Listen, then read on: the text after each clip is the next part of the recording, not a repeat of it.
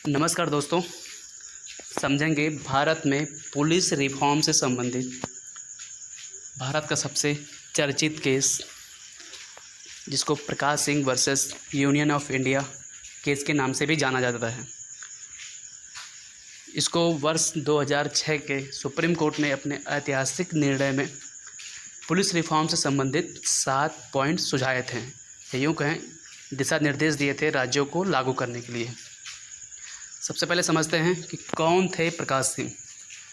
Prakash Singh 1959 batch के UP cadre के IPS अधिकारी थे, जिन्होंने बाद में उत्तर प्रदेश के डीजीपी के रूप में, असम के डीजीपी के रूप में और इस साथ ही साथ बीएसएफ के प्रमुख के रूप में भी अपनी सेवाएं दी।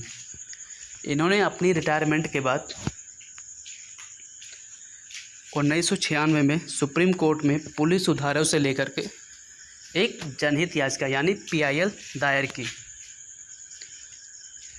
इनका सिंपल सा उद्देश्य था कि पुलिस विभाग को राजनीतिक हस्तक्षेपों से एकदम अलग कर दिया जाए, यानी पुलिस विभाग पर राजनीतिक जो प्रेशर हैं, जो दबाव, अनावश्यक दबाव आते हैं, उसको मुक्त किया जाए। ठीक 10 वर्ष बाद 1996 में इन्होंने याचिका दायर की थी और 2006 में सुप्रीम कोर्ट ने अपने ऐतिहासिक निर्णय में सभी राज्यों तथा केंद्र शासित प्रदेशों को 7 प्रमुख बिंदुओं पर सुधारों को लागू करने का निर्णय दिया।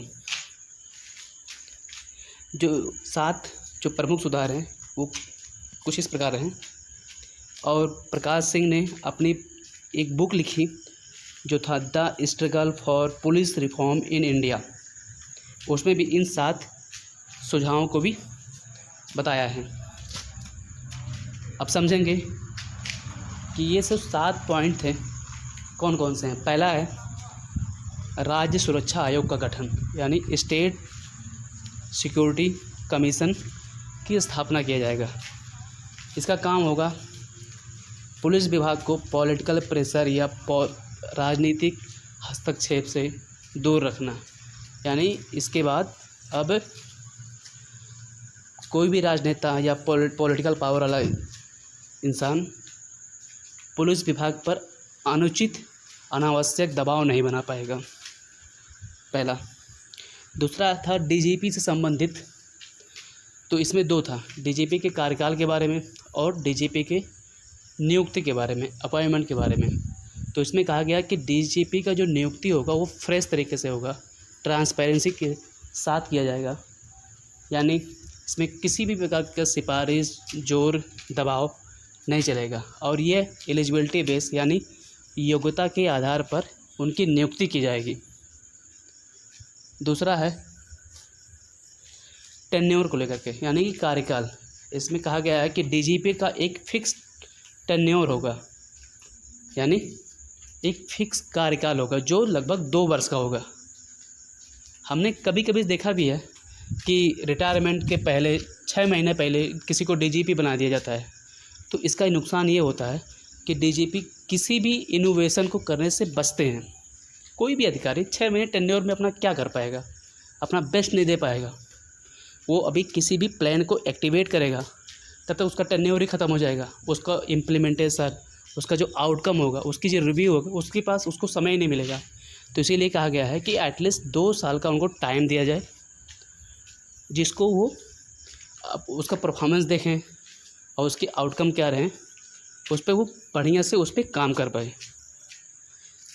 इसी के साथ ही साथ डिस्ट्रिक्ट लेवल पे, डीजीपी स्टेट लेवल पर, डिस्ट्रिक्ट लेवल पे जो लोकल पुलिस है, जिसमें पुलिस अधीक्षक और जैसे एसपी और एसएचओ जिसमें आते हैं, इनको भी लोकल लेवल पे पुलिस से रिलेटेड कुछ काम करने होते हैं, जैसे कि लॉ एंड ऑर्डर को मेंटेन करना। उसके लिए जो नए नए इनिशिएटिव लेने होते हैं, तो इसको कंप्लीट करने के लिए, या यूँ कहें कि परफेक्टली इसको अंजाम देने के लिए, यहाँ पर भी उनके जो टेन्योर की बात की गई है उसको भी 2 वर्ष का सुझाव दिया गया है कि 2 वर्ष दिया जाए, जिससे वो बेहतर से काम कर पाएँ। तीसरा है पुलिस स्थापना बोर्ड। इसकी स्थापना की जाएगी, यानी कि पुलिस एस्टेब्लिश बोर्ड की स्थापना की जाएगी, जिसका काम होगा कि पुलिस विभाग में जो पोस्टिंग है, ट्रांसफ़र है, प्रमोशन आदि को जो पॉलिटिकल पावर है, जो पॉलिटिकल हस्तक्षेप है, इंटरवीन है, उसे अलग कर दिया जाए। यानी कोई भी पॉलिटिकल प्रेशर अब पुलिस के कर्मचारियों का, अधिकारियों का ट्रांसफ़र नहीं करेगा, ये बोर्ड ही करेगी कि ट्रांसफ़र, प्रमोशन और उनकी पोस्टिंग। 5वां है राज्य पुलिस शिकायता प्राधिकरण, स्टेट पुलिस कंप्लेंट अथॉरिटी। यह एक प्रकार का अथॉरिटी है जिसमें पुलिस कार्रवाइयों से पीड़ित आम जनता जो है वो अपनी शिकायत यहाँ दर्ज करा सकती है। जितने भी प्रकार के पुलिस ज्यादतियाँ हैं कभी सो उनको एसपी सीए में दर्ज करा सकती है। 6वां जो है वो है नेशनल सिक्योरिटी कमीशन का गठन किया जाएगा और इसको सेंट्रल लेवल पे गठन किया जाएगा। इसमें क्या होगा, जो सीपीओ होते हैं, सेंट्रल पुलिस ऑर्गेनाइजेशन, उसके जो हेड हैं उनका जो नियुक्ति है, उनका जो प्लेसमेंट है, उसको एनएससी के तहत किया जाएगा। और 7वां और सबसे महत्वपूर्ण जो है वो है कि पुलिस को जांच और कानून व्यवस्था के कार्यों को अलग अलग करने का सुझाव दिया गया है। मतलब अभी भी पुलिस जांच भी करती है और लॉ एंड ऑर्डर को भी देखती है। तो अब इसमें ये होगा कि कुछ पुलिस के जो डिपार्टमेंट होंगे वो लॉ एंड ऑर्डर को देखेंगे और कुछ जो होगा वो इंस्पेक्शन का काम करेगा, जांच का काम करेंगे। तो इन दोनों को सेपरेट कर दिया जाएगा जिससे प्रशासन को संचालन में आसानी होगी। अच्छा, अब ये तो रहा 7 पॉइंट जो सुप्रीम कोर्ट ने प्रकाश सिंह केस के माध्यम से जो सुझाए थे, ये रहे। तो समझते हैं कि इसका इम्प्लीमेंटेशन कहाँ तक हुआ, यानी इसको कितना अमल में लाया गया, इसकी जो प्रेजेंट टाइम में स्टेटस है वो क्या है। सो देखते हैं, लगभग 18 राज्यों ने इसके बाद अपने यहाँ पुलिस में रिफॉर्म किए, पुलिस सुधार किए। लेकिन मज़े की बात यह है कि किसी ने भी प्रकाश सिंह केस में जो सुप्रीम कोर्ट के वर्डिक्ट थे उसके मानदंडों को अपनाया नहीं है। यदि हम उत्तर प्रदेश, महाराष्ट्र, तमिलनाडु जैसे बड़े स्टेट को देखें तो ये भी जो सुप्रीम कोर्ट का वर्डिक्ट था 2006 में, इसके मानदंडों को अपनाने में लगभग विफल रहे हैं। हाँ, कुछ स्टेट्स हैं जैसे उत्तर पूर्वी राज्य, नॉर्थ ईस्ट के जो स्टेट हैं, उन्होंने इसको लागू करने की कोशिश की और उन्होंने अपने पुलिस रिफॉर्म में इन 7 पॉइंटों को इंक्लूड करने की कोशिश किया है।